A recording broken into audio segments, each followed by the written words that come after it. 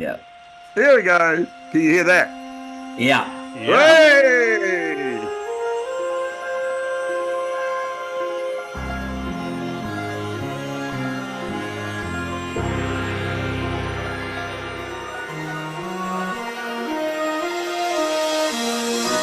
The Cryptid Factor with Rhys Darby and Dan Schreiber.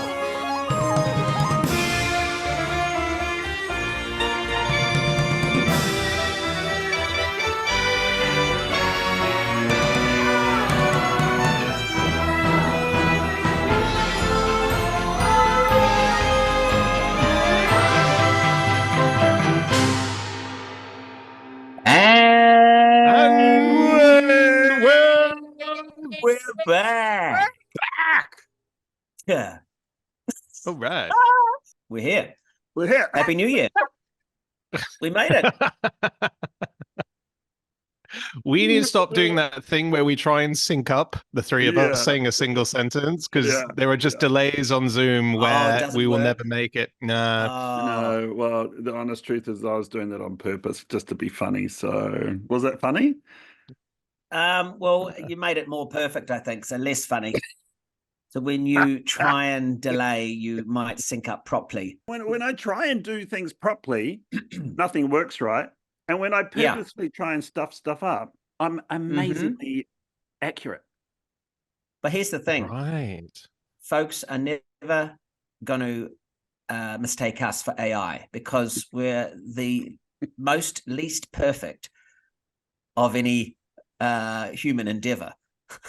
We're the most least perfect podcast in the world. The Cryptid Factor. Even that sentence, AI would freak out over. Yeah. Woo, woo. Something's wrong here. Something's wrong here. So, yes, not to give too much away right here at the top, but a little tease. We are about to drop original footage that no one has ever seen before as what one of the great explorers of the Loch Ness Monster has called the most compelling footage he has ever seen. And that's coming exclusively to you from us here at Cryptid Factor. And we're going to get to that in a bit. But of course, we're going to hit up our favorite segment first, which is World Weird. What is it called again? Weird World Weekly Weird News. I can't remember what it's called now. Okay, well, if that's all for the multi-layered stings and segments of Weekly World Weird News, and I don't know, I've been lost where we are. But I think it's probably high time that we backed out of all of that and got into a brand new segment and the most exciting of our segments that we've ever had. What is it? What is it going to be called, Rhys? Well, it's time for a brand new sting. So let's do it. First time ever. Here it is. Probably the It's last as a well. Cryptid Factor.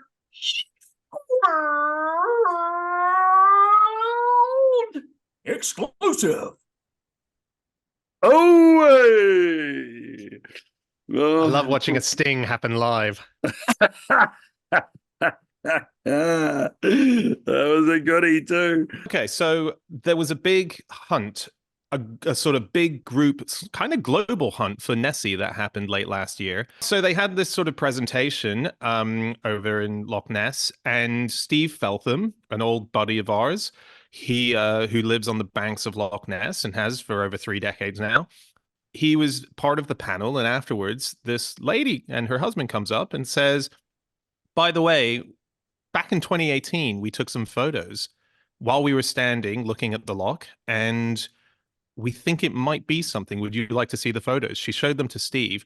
Steve says that for the first time since he's moved to Loch Ness, he's suddenly looking at something that looks the most compelling evidence he's seen. He's seen every bit of evidence, and for him, this was the most convincing.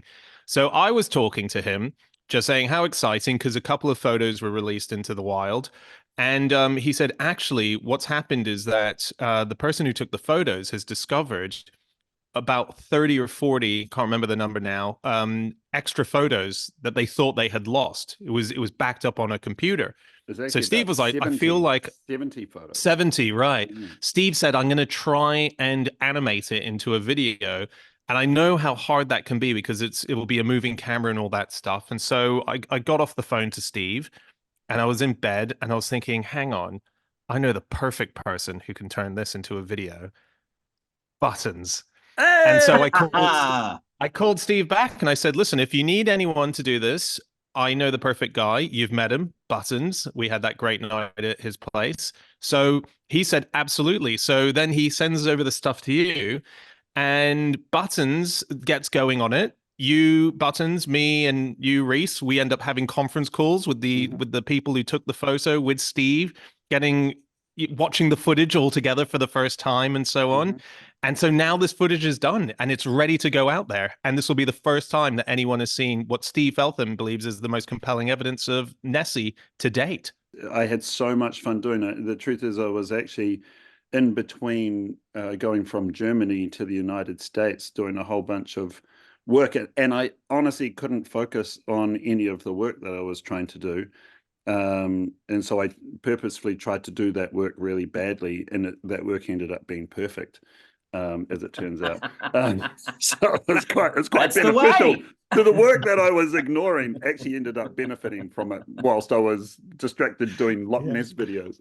And basically what we've got is these 70 photos taken over a set amount of time. The great thing is that because this is the raw data, this is the actual raw photos that they were able to send me, it's got all layered in it what they call metadata, which is all of the stuff about what time it was taken, down to the second, or down to the millisecond actually.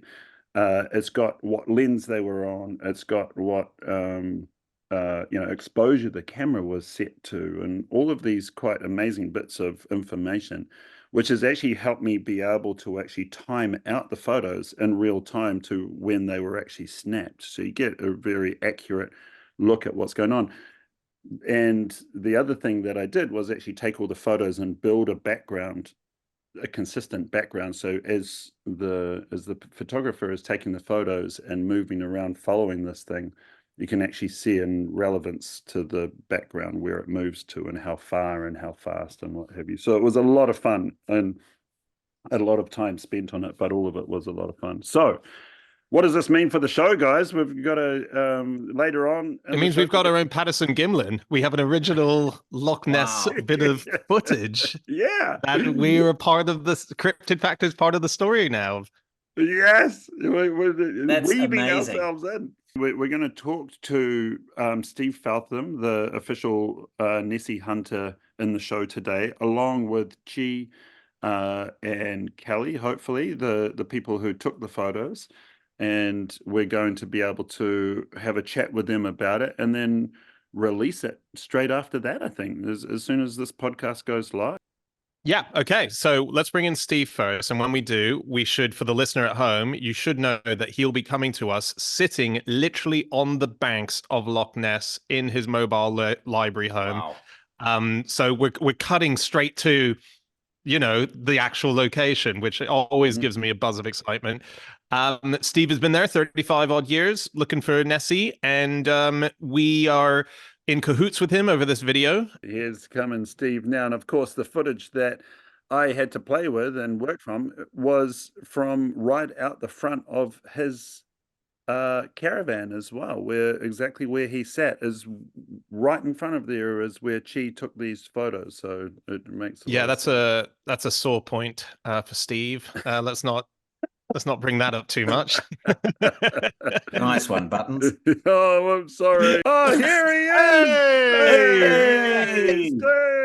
Sorry. Welcome. I was all the way down the other end of the van. I couldn't hear you. I didn't hear you. I couldn't hear you. Oh, Hello. good. Thank God. So Steve, we've sort of on the show prior to bringing you on sort of brought the audience up to date with the story so far, which is with Chie approaching you with this footage, these photos, initially you seeing them and that being released into the world, and then you discovering that she'd actually banked 70 more photos that we didn't thought to have existed at the time. Why don't you just tell us for your side of things the account of how this came about and give us a real kind of idea of the excitement of when she approached you? It was a big weekend of a Nessie hunting quest thing that was supposed to be the biggest hunt ever. And as we were just stood there talking, Chie said, "Oh, Steve, I've never shown anybody apart from Scott and the family these photographs on my phone, but I know what you do. What do you think of these? And I get this all the time. I get a lot of people show me a lot of things, and I always, well, my heart sort of sinks often because I'm going to have to tell somebody that it's going to be a boat wake, it's going to be the wind, it's going to be the waves, whatever. And so I fully expected that to be the situation. And I looked at it, and she had 15 images on her mobile phone. And as I flicked through the images, I could not see a mundane explanation. And I was sort of stopped in my tracks, and I was looking at it, and I was thinking, well, what is that? The only thing I could see that I thought, well, if there's a mundane explanation for this, the only thing I could think it could possibly be would be divers underwater and their bubbles coming up from that. And I thought, but it's not that, because every single image, it shows a disturbance, but it doesn't show that.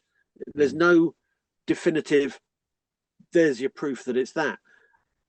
And so we went public with it, with the 15, and during the weekend that hit the press, Chie and Scott got back onto me and said, oh, by the way, remember we said we thought we deleted all the rest? Well, Scott's found them he burnt them to a hard drive, to a CD. And so there's actually 71 of them. This is the bad thing about it. It was right here outside my van on Dawes Beach that she took these pictures. Unbelievable. The one day I was looking in the opposite direction, and she took these pictures out here. And I think the important thing is, if we dumped onto the general public 71 photographs, the public are going to look at those and they're not going to get the overall experience. And this, what Buttons has done, this animation gives you as near to video and better quality than video, by the way, because they're actually 35, but they're still photographs. To then present that to the world is the best package that shows the world, here's a new bit of evidence from Loch Ness. We don't know what it is. We're not saying this is a monster. We're saying this is something that we don't have an explanation for. She had her camera set to quite high settings. She had taken all of these photos, and all of the metadata gave us the exact timing on whereabouts in time it happened over that time that she was taking the photos, and that the anomaly was happening in the water. It was capturing so much. I mean, in fact, that you can see over the other side of the lake, and I can zoom in so much past, way past where the disturbance is in the water. The clarity, I think, also helps us be able to sort of prove that where it is in time and space, and it really helped me a lot being able to stitch it together to turn it into a video. Well, it also gives a thing which you can't get in the singular photos, which is when you look at the single photos, everyone sort of could say, oh, that is a scuba diver, and look at the the way that that's coming up. But in the footage, when you play it as a video, you suddenly see these giant wakes that are behind it, this a something shadow that is going along with it. It gives you way more context to what was going on in the water surrounding it than just the singular little items that you see there. So it adds so much to the images themselves to see them in motion. Now's probably a good time. We've got Chie there in the waiting room. I think now's probably a good time to bring her for her to be able to explain how everything happened. Yeah. Let's do it. Oh, here's Chie. Welcome, Chie. Hello. Did Steve not let you inside the van? You stuck out there freezing. No. Just excellent. I guess we know about the story of you taking the photos. We'd love to hear it again now, so our listeners can hear. It's a beautiful place, where Steve has van is one of my favorite spots. And ever since my current husband, Scott, we met in 2006, and he took me there. And ever since he took me there for the first time, it has always been my favorite spot. And so that day, 2006, I think it was 13th of August 2018. Well, we had lunch at Doors Inn just next door to Steve's band, and we were just pottering around on the beach, and we saw something strange on the surface. So I happened to have my good camera, Canon camera, so I started taking photos. So this is how it happened. Well, I always thought there was something I never thought monster, but something we don't really know yet, or something we can't explain must exist, I always thought. So that was quite something, but I never thought I would take something so strange in photos. So that was quite a shock. I didn't go there to take, Nessie photo. I was just there, and I just happened to have the good camera, and I was taking just beautiful sceneries. I think it was our daughter who noticed first something strange on the surface. So we all looked, and then I just started to take photos, and I think I changed to sports mode. That's why I could take so many. Ah, there you go. Yeah. Great. The interesting thing as well is that a lot of people who would look at these photos and instantly say, oh, that's scuba divers, or that's, they had a lot of ideas. It's worth saying what you then did after you took the photos, because you did think you saw something a bit odd, and it's not as if you just walked off. You guys hung around for a fair bit trying to work out what this was. Well, to start with, we were there for like about an hour. We had lunch, and then that's because that's our favorite spot. We were just puttering around. So we were there for quite a long time, and we didn't see any divers or swimmers. We saw some other people walking on the beach, but we didn't see any divers. Divers you will notice when they come in. Well, if we were there just for like 20 minutes, maybe we would have missed, but we were there for over an hour. We did ask the opinion of a locally Scottish marine biologist to show the photos, and just ask his opinion as a marine biologist. And he thinks it's probably scuba divers. He himself is a seasoned diver, and he thinks it's the bubbles made by scuba divers. I don't know, it's possible, but the strange thing is we just didn't see any divers. Yeah. I think what I've been impressed with is what you're saying, that each different photograph, if you looked at, if one person turned up on Dawes Beach and took one photograph of the Loch Ness Monster, which down through the history of this mystery, that has often happened. And then all us investigators get to look at is one single frame that they've managed to take of what they then describe as a experience that lasted maybe 2 minutes. We've got the whole experience photographed in 71 images. We've got more information about this one sighting than any other, possibly in the history of this mystery, I would say. That's amazing. In your images, you managed to stabilize a lot of it by using that white buoy that's out there. And I know the scale of that compared to otter or a seal. It's right. It's neither. Well, seal could be seal. It would have to be two seals anyway. But you know. And do two seals hold on to each other and spiral like that? When I don't know, or is it one that's spinning? Yeah, I think it would be a world first in videoing or photographing that event. So at the very least, we've got that. At the very least, if that's all it could be. Well. So one of the only downsides to the type of filming that was done with this sports mode camera is that the camera resets itself every few chunks of photos that it takes. So in the footage itself, you do have a missing few seconds in between the next batch of 3 or 4 photos. So it's unfortunately not like one long, smooth running video. But those bits that you do get, like, fortunately, the bits that were caught were the bits where it was breaking surface and making very interesting movement. So let's have a look at the footage then. Let's see. Let's see for the first time on an audio only podcast the footage. Now, as far as the outputs that we have, that I've made here, this is the latest one that I made. So what I've effectively done is taken all of the image and use the top of the image where there's no disturbances in the water to be able to create a reference point, so that I've created the shore of the Loch Ness in the zone of where you were taking photos, which includes the buoy, includes houses in the background. And I was able to put all the photos together and overlay them to be able to level them all out so they're all exactly level and all in exactly the right spot. What I did then is took each photo, and as I took each photo, I would lay it over that reference shoreline to be able to put it exactly in the right space, but also not only the right space, the right sort of size, if you like, you know, the aspect of it.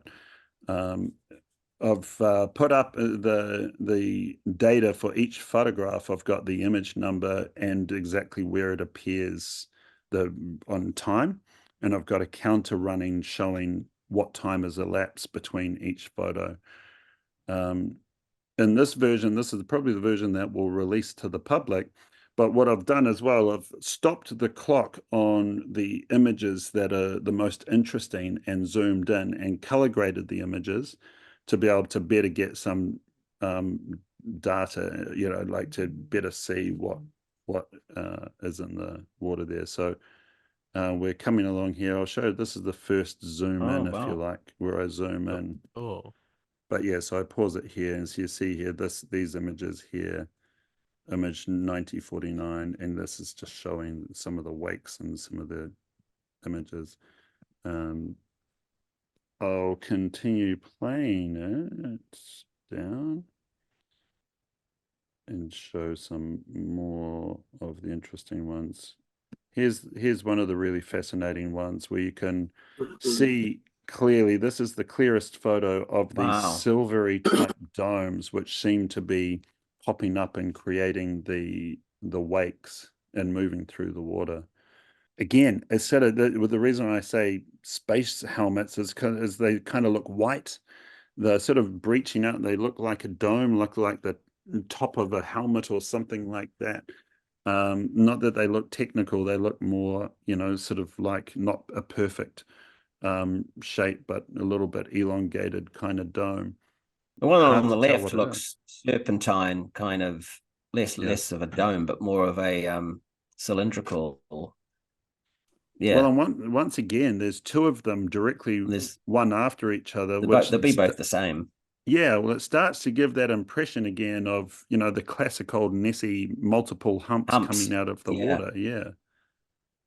And certainly not bubbles. They don't look like bubbles to me at all. No. Far too big. How much, what the length would you estimate on those? Like, from what I'm seeing, I would go for the same sort of half meter each hump. Right. Yeah. Maybe up to that. Yeah. There's a similar proportion to the footprint of the buoy. Yeah, you can see the buoy there. Yeah. This little sequence is quite interesting because this is image 9061, as it were, of the image count, and it's at 24 seconds. This next one here is 0.2 of a second later. So this is one of the times, Chie, where you obviously clearly hit down in sports mode, hit and held the trigger down on the camera, firing multiple shots off very, very close to each other. Because the metadata tells us that this is only 0.2 of a second later. So that's shot image 1, 0.2 of a second later, there's the second image. And then again, only like half a second after that. So a quarter of a second and then half a second is this shot here. And so of those three shots, you can clearly get an idea. You can actually create the movement there of these things popping out of the water within 1 second. So within those three shots, that's a second's worth of movement. So it's clearly something that's breached the water and gone straight back under. And which I find fascinating because it's, you know, that's one of the amazing things that you triggered right at that right time to get us that flow of imagery, as it were. Sorry, what were you going to say, Dan? I was just going to say that if someone was arguing that that was a scuba diver, what are they suggesting that is? Yeah, What bit of a scuba diver is coming up there? Yeah. that's a good question. Yeah, it's a really good question. This little sequence here is really interesting. Image 69 on at 33 seconds. And this one here, again, is showing these two kind of silvery white domes that are now in a different sort of area. If one is bigger than the other one, the smaller one is now in front of the other bigger dome. So something's sort of like shifted around there. Then this one here is interesting because which is image 70, the very next one on, which is again only 0.2 of a second later, or a quarter of a second later, because it shows two wakes at two different points. There's one wake at the front, which is bigger, and then a smaller one at the back, two disturbances, something breaking the water at these two different points that are much further apart than the two domes were in the previous image. So there's clearly either something behind it, and there's multiple things in the water.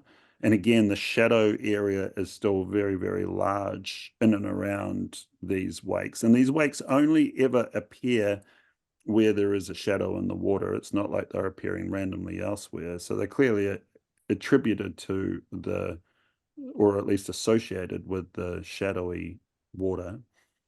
But these two, something's breached the water at 2 points here. So it's either one thing that is that long, or it's two things that are separate.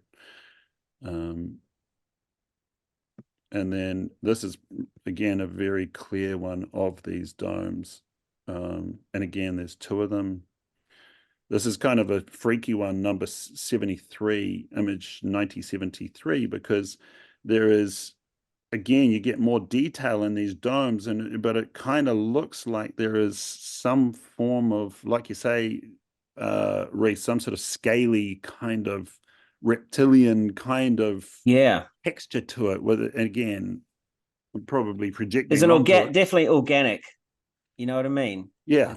That kind of rules out any scuba diving human with equipment on. I mean, that is definitely. Yeah, organic matter. What I've done is I've effectively taken these stills, which are 300 odd DPI big, and made a video. So I have myself compressed it down to 72 DPI. So the important thing to do is with all of these is to not take my video as the actual proof or evidence. This is just purely stitching it together to be able to create the sense of where it was in space. It's really important at all times to be going back to the actual image, which is why I put the image number at the top, so that you can go back to the raw image and actually zoom right in and color grade and what have you. There'll be some people way more clever than I with this type of software to be able to enhance and improve, or at least bring more detail out than I've been able to bring up. We've never had this much data associated with one eyewitness experience. Yeah, it really is the ability for a researcher to, as you say, go back to the basic image and really get in amongst it and examine what it is. That's the mystery to, I think, to all of us. What is that?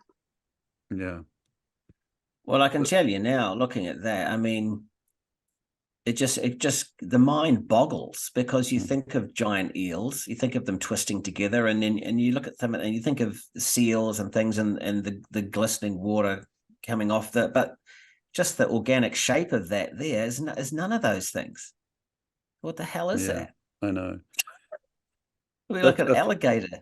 If I was to anthropomorphize that, that definitely, you could look at that as like a reptilian head looking from right to left, with that white dot being its eye. And I'm pretty sure that's not what it is. It's probably a wake, or it's probably the murky water of the loch. There's a wave going away from us, curling towards the other side of the loch.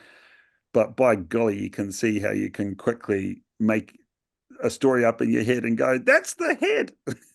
I got the head. It does. Looks like a dragon's head, doesn't it? Yeah. When this goes public, it's going to be that image that the world is going to latch onto and say, Yeah. that's the symbol of this sequence, Yeah. which, Yeah. you know, it's not necessarily the most informative of all the images. You know, it doesn't necessarily get us any nearer than the two humps. But yeah, the media are going to love that as a. They will. I mean, it's even green, for Christ's sake. That's what I was going to say. Did you make that It's green, like- Leon, or no? What's that? Sorry. How come it comes out green there? In Oh, the I color graded these ones here on the side, not to try and falsify anything, but just to tweak what I could within the software to be able to bring out some more detail and some more data. So yeah, and that did turn a little bit more green than it probably actually was. Who knows? What does it color graded? But have you got the original image that we could quickly look at on that one? Sure. Just because that would be the image that, as Steve says, is going to be the most likely the biggie. But then some people said when the photos came in the media, some people said that's a beanbag. So a beanbag.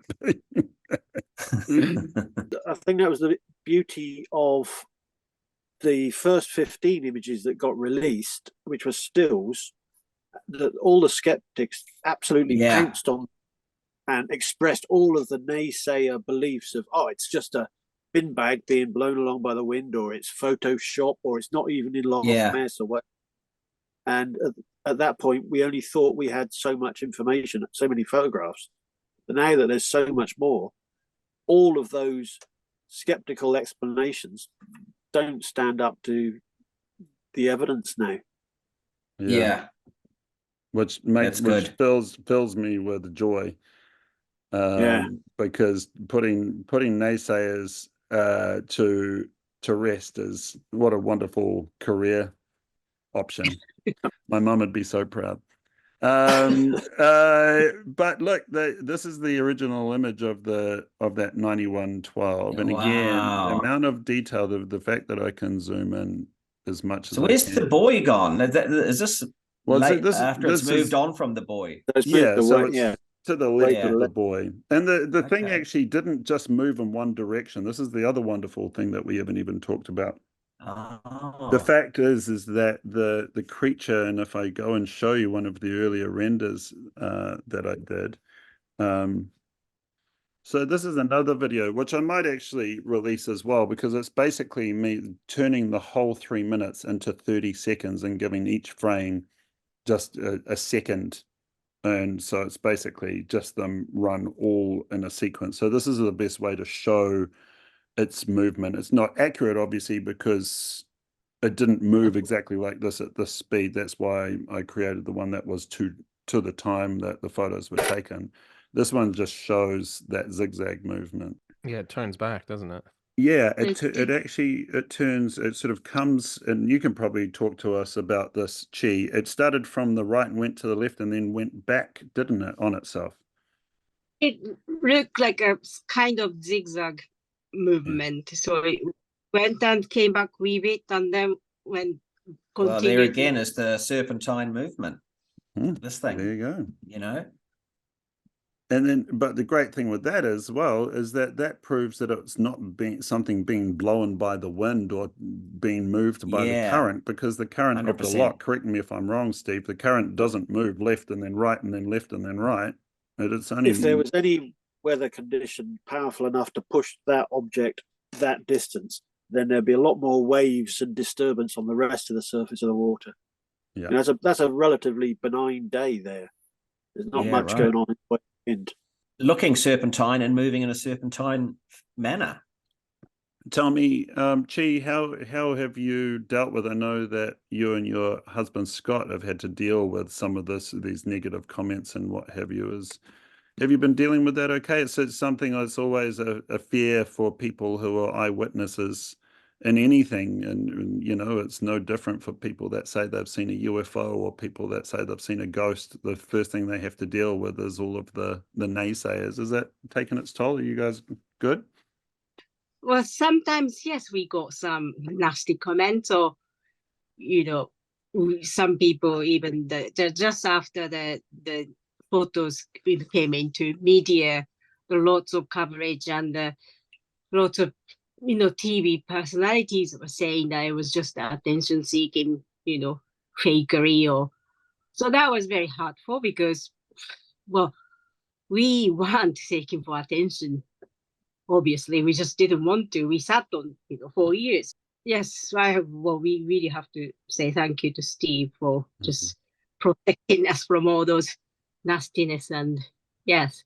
It's a really sad part of the world in general, but certainly of this pastime and industry. It's there's as many people out there wanting to be a naysayer and be negative than there are people wanting to believe and be hopeful and be positive. And we just hope that us being able to be a part of it as well, that hopefully we can be a barrier for a lot of that negativity as well, because, you shouldn't have to deal with that. You've just experienced something, you've shared it with the world, which is what we all should do to be able to try and figure out what some of these mysteries are of the world. And so hopefully you don't get too much more of that.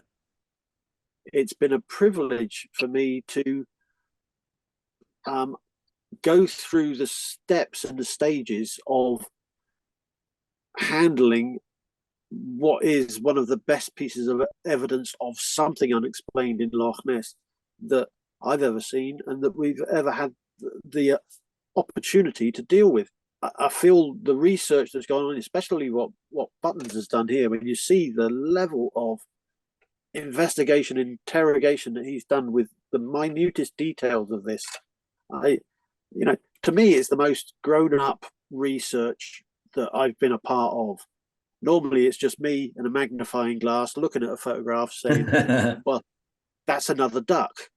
But this is like, this is a team of passionate people and talented people.